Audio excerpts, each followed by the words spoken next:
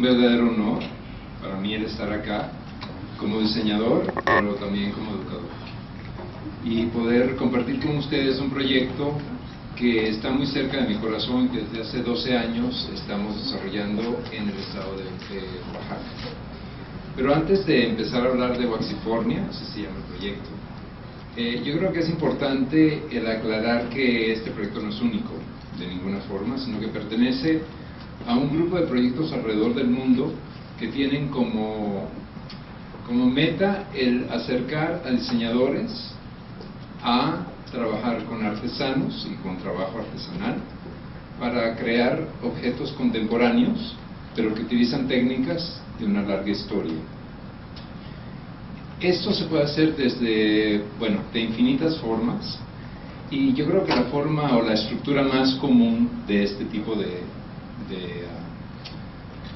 colaboraciones es una en la que un diseñador es invitado a colaborar con artesanos en un cierto lugar, y ese diseñador puede ser un diseñador local, o sea, nacional o extranjero, quien entonces viaja al lugar donde el trabajo artesanal se va a llevar a cabo y hace unas breves visitas en la que empieza o trata de entender las posibilidades y las limitaciones que tiene el giro artesanal en cuestión. Una vez que eso es entendido, una vez que ya entienden eso, regresan a su lugar de origen y diseñan.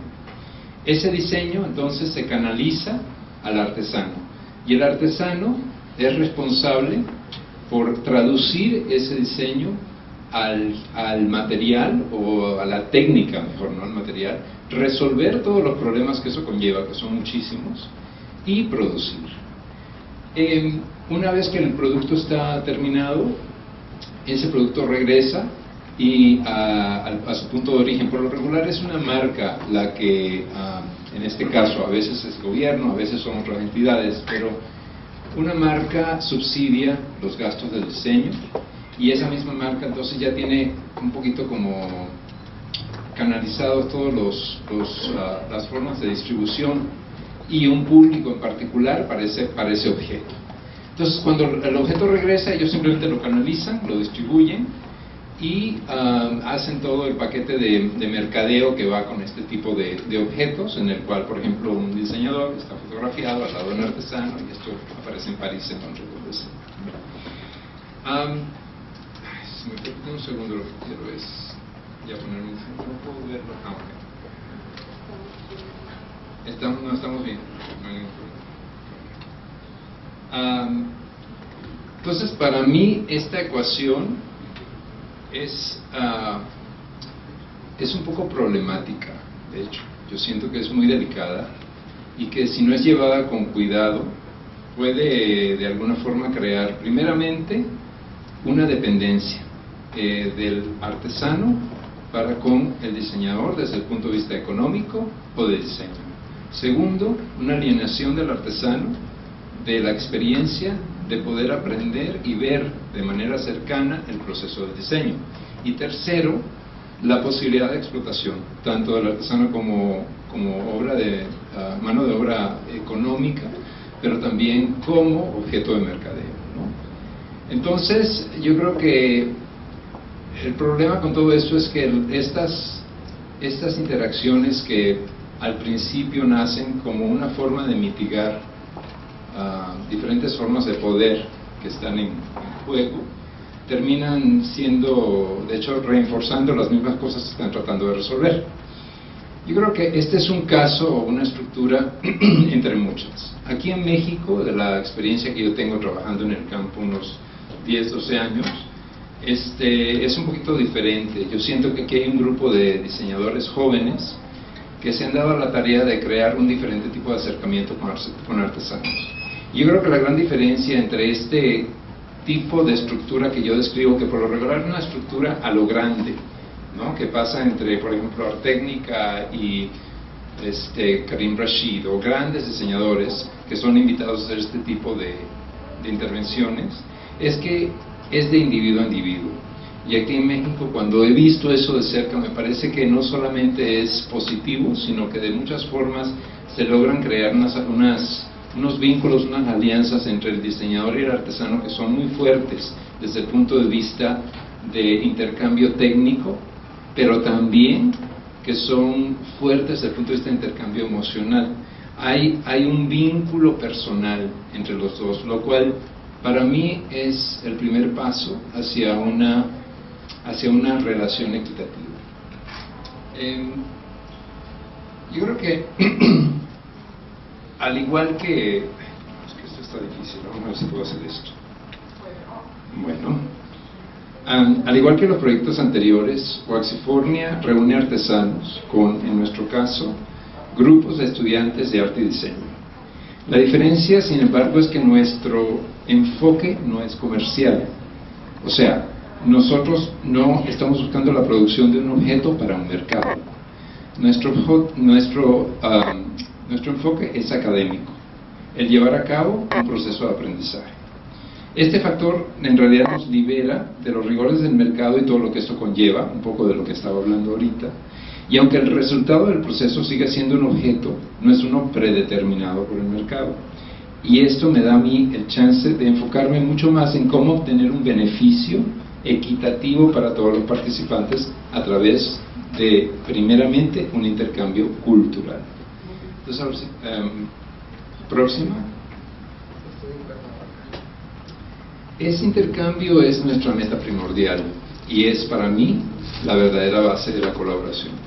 Un punto clave de nuestro proyecto es para nosotros las diferencias socioeconómicas, culturales y lingüísticas que existen entre los participantes. Nosotros traemos estudiantes de toda parte del mundo que no hablan español necesariamente. También traemos estudiantes de México que sí hablan español. A trabajar con artesanos en Oaxaca, quienes puede ser que hablen español o no, dependiendo de dónde sea. La mayoría sí lo habla, pero tengo muchos artesanos que en realidad hablan zapoteco y el español es su segunda lengua. Y yo creo que estas diferencias, para mí, en vez de ser obstáculos, son, al contrario, una gran oportunidad, porque actúan como un catalizador que obligan a la comunicación entre los participantes a través de un quehacer compartido. Tú y yo no nos podemos comunicar con palabras, tenemos un reto en común que el proyecto, o sea, nosotros proponemos, y lo tenemos forzosamente que resolver a través de la exploración lúdica del material, sin esperar un resultado concreto. Esta es nuestra metodología, hasta que el objeto empieza a emerger a través del juego, sin un plan predeterminado. Entonces aquí no tenemos un diseñador que está diseñando para que un artesano ejecute. Aquí tenemos diseñadores o artistas y artesanos que están jugando para ver qué sale. Y a veces sale y a veces no. Pero aquí lo que importa es ese espacio del juego, ¿no? Esta experiencia despierta una camaradería, ya que reconocemos a un creador en el otro y nos llena de respeto y admiración mutuo en muy corto plazo. Esto permite que nos relajemos y bajemos la guardia y hagamos posible no solo intercambiar conocimientos y explorar nuevas opciones dentro del espacio protegido que es el espacio de trabajo que otorgamos, sino también el compartir vivencias y experiencias de vida sin tanto recelo. La cosa que para mí es interesante es que en 3 semanas, que es el tiempo que este proyecto dura varias veces al año, hay una compenetración entre estudiante y artesano. Yo voy a llamar de aquí en adelante al estudiante los visitantes y al artesano para que los podamos diferenciar.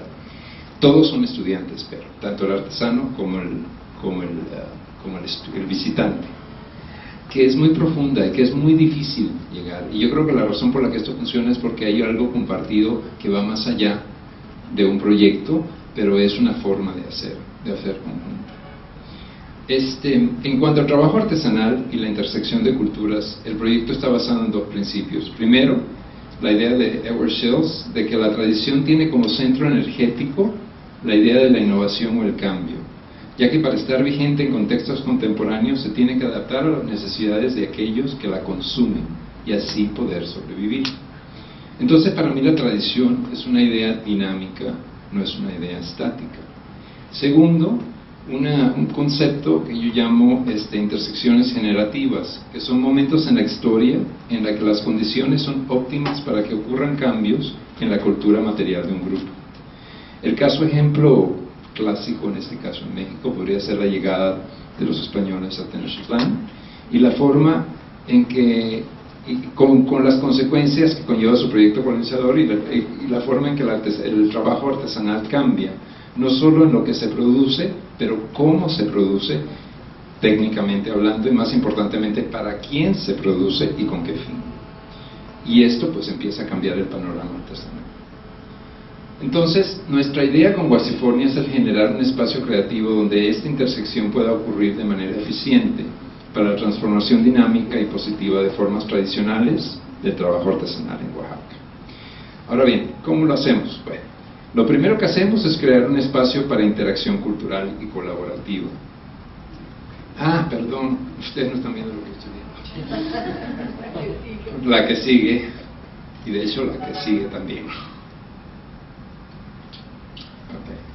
Traemos el grupo de 10 a 12 estudiantes de licenciatura y maestría en diseño y en arte a trabajar con 4 o 5 familias de artesanos en diferentes giros. Trabajan durante 3 semanas y el proyecto los divide en grupos. Entonces cada grupo tiene 3 estudiantes con una familia de artesanos. La primera parte se enfoca a proveer una inmersión. Próximo. Que no está limitada a la labor artesanal, aunque esa es la parte central del proyecto. Próximo. Donde los visitantes empiezan a tener un panorama amplio del lugar, en este caso Oaxaca, y los artesanos una visión del visitante muy diferente a la que acostumbran a través de su propia experiencia. Para muchos de mis artesanos el visitante es un cliente potencial, y eso es un problema porque ven a nuestros estudiantes como clientes primero, principalmente. Entonces hay todo un proceso en el que tenemos que trabajar para que cambie esa visión, y esto tiene que ver con esta inmersión. A través de esta introducción la colaboración empieza de manera espontánea, tomando como todo tipo de formas que no son limitadas al material artesanal. No sé si el próximo. No. Ok, los videos no van a funcionar lamentablemente. Entonces sigamos próximo. No, antes. ¿Qué pasó? ¿Atrás? ¿Funciona este? Tampoco. Ok, bueno, lo que buscamos con esta primera etapa de inmersión es el aclimatizar al estudiante para que entienda el contexto cultural en que se encuentra y empiece a revalorar su posición dentro del mismo. También buscamos proveer acceso a las técnicas de cada artesano y empezar a atender sus limitantes y potencial. Para la segunda etapa, la etapa de colaboración, nos trasladamos a la ex hacienda de Guadalupe en Tlacochahuaya, próximo, que es un espacio dedicado para el proyecto. El espacio está abierto todo el año y los artesanos que han participado en el proyecto pueden regresar en cualquier momento y traer nuevos proyectos. Hay una biblioteca que está abierta para ellos, etcétera, etcétera. Próximo. La ex hacienda es para mí un reflejo del proyecto. Próximo. Un espacio creativo que es la reinterpretación moderna de la tradicionalidad, y es importante por un par de razones. Próximo. Para los estudiantes crea una base, un hogar, una seguridad en el espacio nuevo que es Oaxaca. Próximo. Para los artesanos es un espacio que, aunque familiar, es nuevo, donde los estudiantes devuelven el favor y ahora son sus anfitriones. Parte de la primera etapa es que los estudiantes vayan a vivir por 3-4 días con los artesanos, dependiendo, y nosotros entonces les devolvemos el favor, siendo que los estudiantes son los anfitriones de los artesanos en la hacienda. Esto es muy importante, ya que de forma intangible empezamos a establecer las reglas de la interacción, dar y recibir en iguales medidas. Próximo. Es aquí que hacemos los talleres académicos, tanto teóricos como prácticos, y los dos son impartidos por mí. El propósito de estas clases teóricas, en este caso, una breve historia del objeto hecho a mano, y esto es una presentación larga, nada más es una sinopsis. Además de impartir conocimientos a los dos, tanto a los artesanos como a los estudiantes, es el crear una base común para todos los participantes, a través de un repositorio de ideas, de imágenes y de historia. Próximo. Y referencias a las que todos podamos tener acceso en un momento determinado. y que localicen el trabajo artesanal de forma global. Entonces, empezamos a hacer la pregunta de qué es el diseño. ¿Qué constituye el diseño en realidad? ¿Es esto diseño o no? ¿De qué forma el trabajo artesanal empieza a permear el mundo que nos rodea y de qué forma es un movimiento global?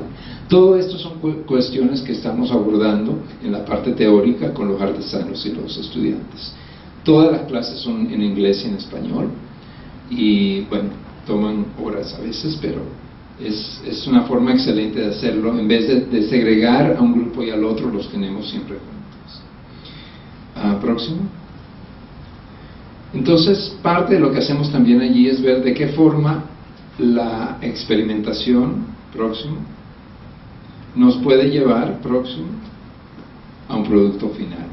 De qué forma el juego puede ser un punto de partida para la creatividad y para el poder lograr un objeto al final de un proceso. Próximo. Los talleres prácticos establecen un campo de juego y ayudan a determinar las reglas del mismo para todos los participantes a través de experimentos. Próximo. La idea es sencillamente el de aprender, la forma que cada quien tiene de trabajar. O sea, que olvidemos lo que ya sabemos y volver a descubrir la poesía que reside en el experimento, el potencial que existe en un accidente y el vigor que una metáfora puede tener. Próximo. Por otro lado, el juego compartido permite al artesano al presenciar el proceso de sus compañeros directamente, ser testigo de los triunfos y los fracasos ajenos y propios, lo cual crea un espacio confortable para experimentar sin miedos. Próximo. Además, el énfasis lúdico ayuda a romper los lazos que unen al artesano a las imposiciones del mercado, proveyendo una libertad de acción con el material, un lujo que rara vez se permite cuando elaboran artesanía. La parte del taller del juego se divide en dos. La primera parte se hace con materiales que yo compro en el mercado, que son, por ejemplo, papel o llantas viejas o lo que consigamos, ¿no? Y se trata de hacer experimentos con esos materiales, entender de qué forma hay belleza, por ejemplo, en algo que en un momento es opaco y si lo mojamos se vuelve transparente o translúcido, y el entender de qué forma eso tiene un potencial para que la luz lo pueda atravesar y de qué forma ese potencial puede entonces generar un objeto nuevo, ¿no? Una vez que tenemos la mente abierta de los participantes a jugar sin esperar nada del juego, es que nos movemos al material artesanal y les pedimos que hagan lo mismo con el material, lo cual no es fácil para nada. Pero es de ahí que emergen los momentos que alimentan la etapa de producción conjunta, todos trabajando en todo dentro de cada equipo. Próximo.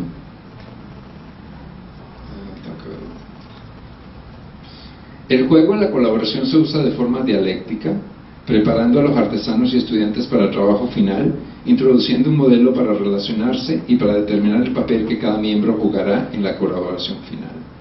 De aquí surgen experimentos que dan pauta para las piezas finales. Entonces, de todos estos juegos y experimentos, vamos escogiendo lo que tiene potencial y eso lo aislamos y decimos, ¿qué pasaría si? ¿Qué pasaría si esta cosita, esta bolita que creamos, la hacemos de este tamaño y tiene una estructura que permita que me siente? ¿Qué pasaría si esta bolita la hacemos translúcida y tenemos una luz detrás? ¿Qué pasaría si? Y esta es la pregunta constante con la que llevamos al artesano y constante con la que llevamos al estudiante. En este caso también estamos explorando qué constituye un tejido, qué podemos tejer, qué permite el telar introducir y qué no. Y de qué forma, le preguntamos al artesano siempre, ¿esto es un tejido o no? El hecho de que esto tiene popotes y ¿cómo se llama esto? Madera y papel, ¿sigue siendo tejido o no? Y la respuesta del artesano es siempre sí.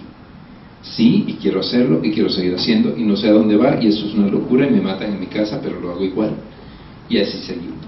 Entonces, a través de este proceso, es un proceso complejo de edición, de ensayo, de revisión, donde en realidad ya no hay autores definidos, sino una colaboración continua de día y noche. Entonces, en este caso, próximo. Esta pieza es un whip de experimentación solamente, en la que vemos de qué forma podemos ir tejiendo, y las piezas finales, próximo, son estas piezas de joyería que incorporan en telar de pedal, en telar de cintura, pero incorporan madera de guayabo. Próximo. Es por eso que en nuestro caso la autoría solamente se puede compartir entre los miembros del grupo en las piezas finales. Próximo. El control y el poder van rotando del artesano, quien enseña al estudiante la técnica, al estudiante, quien de hecho sabe experimentar mucho más rápido que el artesano, porque esto es lo que están acostumbrados a hacer. De vuelta a mí, que determino la estructura de todo, de vuelta al artesano, al estudiante, y lo vamos rotando entre uno y el otro, hasta que el control y el poder en realidad lo tienes el objeto, cuando empieza a emerger. Entonces, próximo, aquí estamos viendo, por ejemplo, el experimento de la qué translúcido puede ser un material totalmente opaco como el carrizo, y el resultado próximo de ese experimento. Estas son piezas entonces que emergen de la pura experimentación. Nadie al principio de la clase dijo vamos a crear 5 lámparas y estas lámparas van a ser así, así. No, aquí no hay dibujos, aquí no hay nada de eso. A veces sí hacemos un dibujo cuando ya llega el momento de la escala, porque se complica y la parte estructural tiene que ser resuelta, pero por lo regular esto viene simplemente del juego, de la experimentación. Próximo.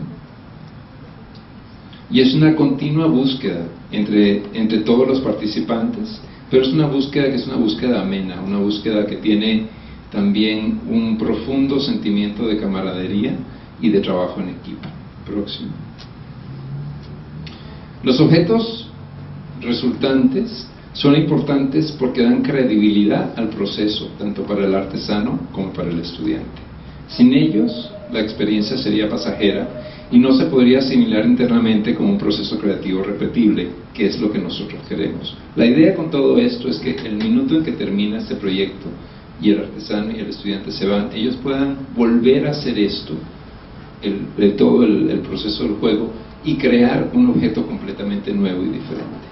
Para mi sorpresa, sí se puede y sí lo hacen. Próximo. El final de la sesión de 3 semanas compartimos los resultados a través de una exhibición en la ciudad de Oaxaca, que en muchos casos marca la primera vez en que tanto artesanos como estudiantes exhiben su trabajo en un museo. Próximo.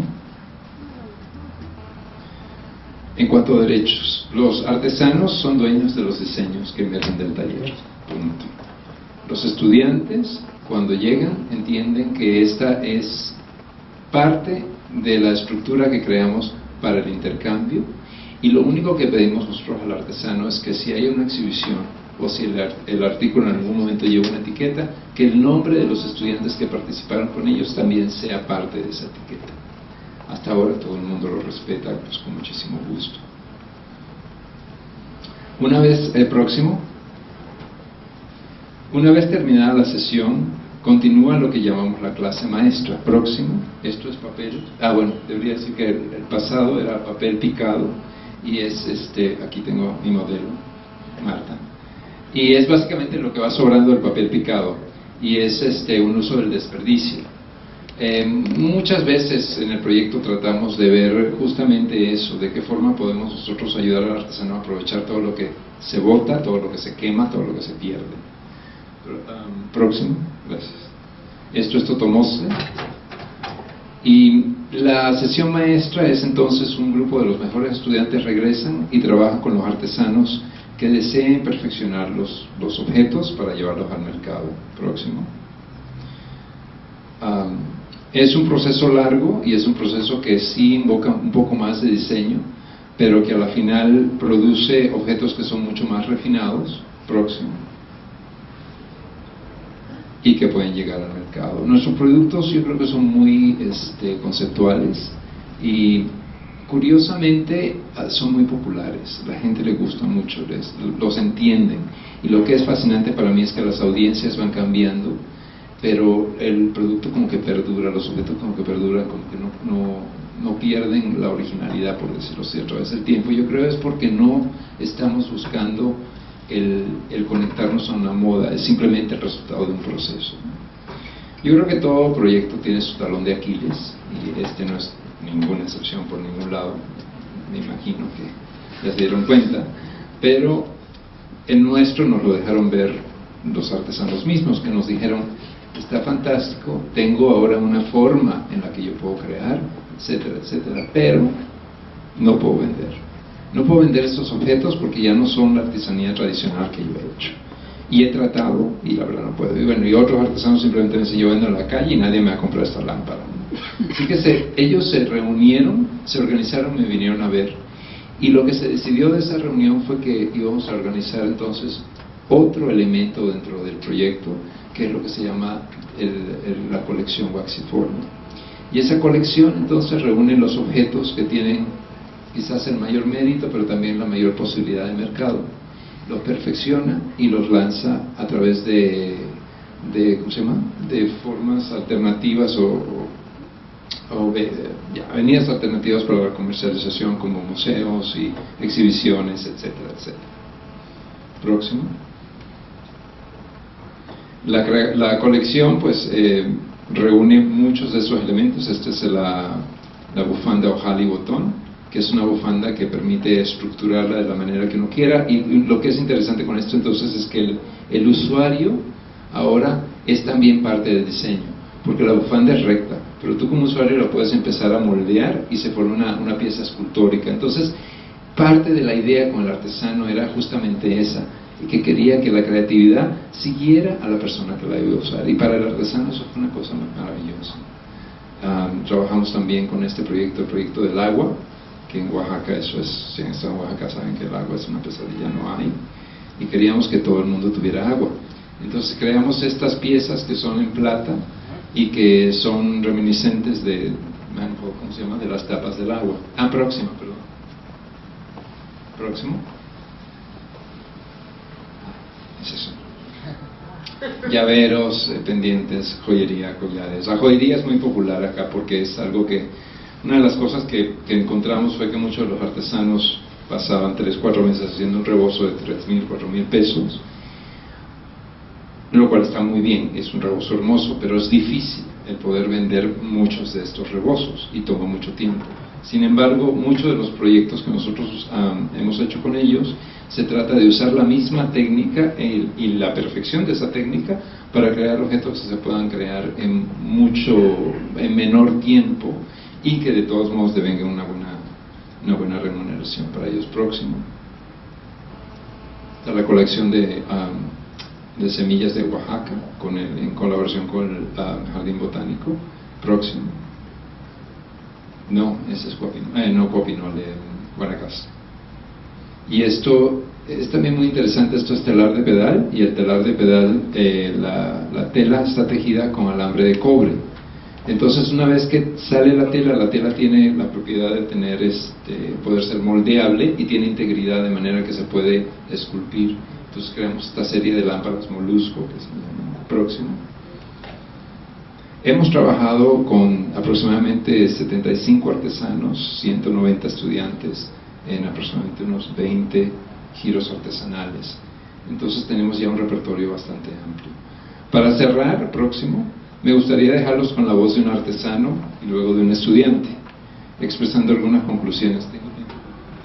Okay. Primeramente, los dejo con Esperanza Martínez, que de 16 años vino a nosotros trabajando con capullos de seda. Ella hacía unos pajaritos chiquitos, así que vendía por 10 pesos, le tomaba 2 días hacerlos, y unas flores.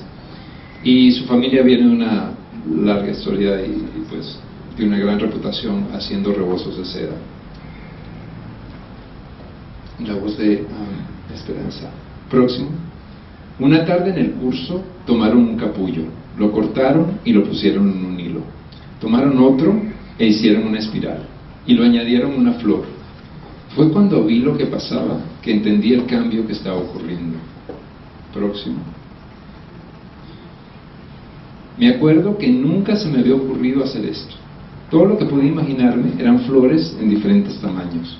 Pero cuando vi la espiral, pensé que podía ser una enredadera de flores. Y los aretes con flores solas. Empecé a pensar las posibilidades y me parecían interminables. Próximo. Cuando entré en la exhibición del museo, me impresionó. Me di cuenta que con mi imaginación podía hacer cualquier cosa. Entonces empecé a hacer collares. Próximo. También algo ha cambiado en la forma en que entiendo el mundo, al tomar el curso y estar con los estudiantes de otras partes. Creo que hay una diferencia. Ahora me presento con los visitantes que vienen a mi casa. Nunca lo hacía antes, yo era muy tímida.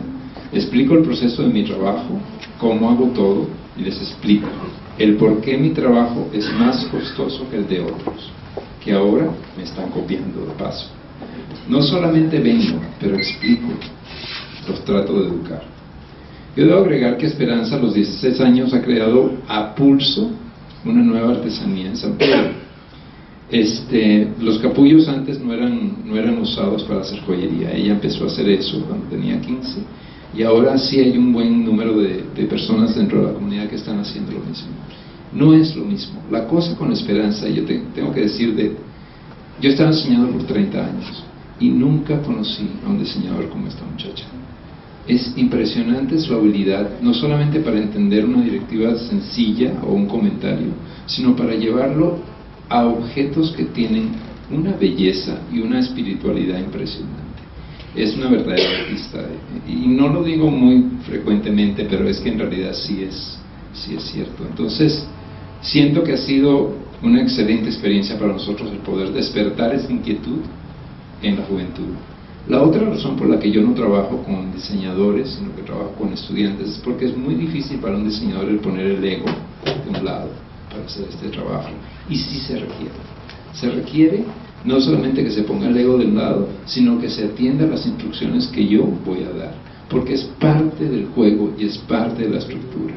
Los estudiantes sí lo hacen. Lo otro que pasa con los estudiantes es que son jóvenes, en su mayoría son mujeres, tienen entre 23 y 30 años por lo regular. Cuando llegamos a una familia artesanal, por lo regular es el papá o la mamá los que vienen a trabajar con nosotros. El minuto en que estas niñas llegan a la casa a quedarse, todos los otros, tanto las hermanas como los hermanos, como toda la otra generación, se entusiasma y dicen, a ver, yo también sé hacerlo, ¿no? Y les parece muy interesante que esta gente joven que vienen de los Estados Unidos, de Europa, de donde sea, tengan interés en el trabajo artesanal y en particular el trabajo de su familia, y ellos mismos se interesan. La mayoría de nuestros artesanos ahora, a pesar de que no empezaron con nosotros, son gente joven. Entonces estamos creando este vínculo entre gente joven a gente joven, que ahora empieza también a usar los objetos que ellos mismos producen. Próximo. Ahora la voz de Rie Hirai, un estudiante de la maestría de diseño procedente del Japón. El lazo que tengo con la familia de Magda fue creado a través de esta relación de trabajo. Y viendo atrás me doy cuenta que la familia estaba tan asustada como estaba yo. Yo creo que crecimos juntos. Próximo. En el proceso me di cuenta de lo que quiero hacer y lo que es importante en mi vida. Quiero ser una persona que puede ver la belleza en momentos como este. Quiero usar mi creatividad para juntar a la gente y ayudar a borrar las diferencias creadas por abismos culturales y de lenguaje o de clase. Próximo. Veo que bajo todas estas etiquetas hay seres que no son diferentes de mí. Estas son habilidades que puedo llevar donde vaya, son habilidades que no sabía que yo tenía. Próximo. Siempre he temido trabajar así, retarme de esta forma, pero cuando lo hice me di cuenta que de lo capaz que soy, de lo capaz que somos todos. Próximo. Nunca lo olvidaré.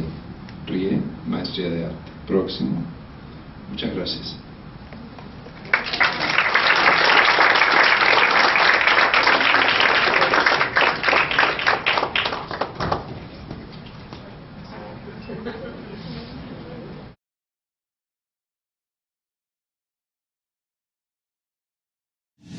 Consejo Nacional para la Cultura y las Artes.